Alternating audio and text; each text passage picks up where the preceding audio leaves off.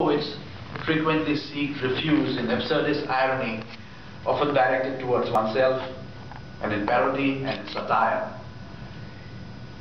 It is a rejection by these poets of the extreme realism I have mentioned. They in turn also reveal an inclination towards the surreal. In Manipuri poet Y. Ibomza's poem Story of a Dream, murderous bullets turn into luscious fruits. And in Thanzam Ibopisak's poem, I Want to Be Killed by an Indian Bullet,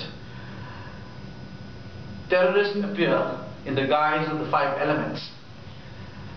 This kind of verse is a reaction to the absurdity of violence and death, when the Manipuri poet's existence is reduced to negotiating the subject matter of guiltless drug addicts, child soldiers, and young mothers stricken with AIDS.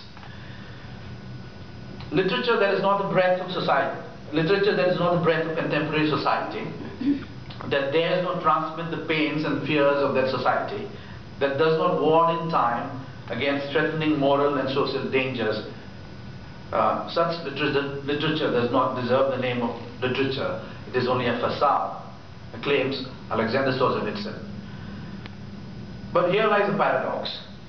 Because the writer perhaps is not beholden to anyone, let alone to society, he must be true only to his own world and to himself first.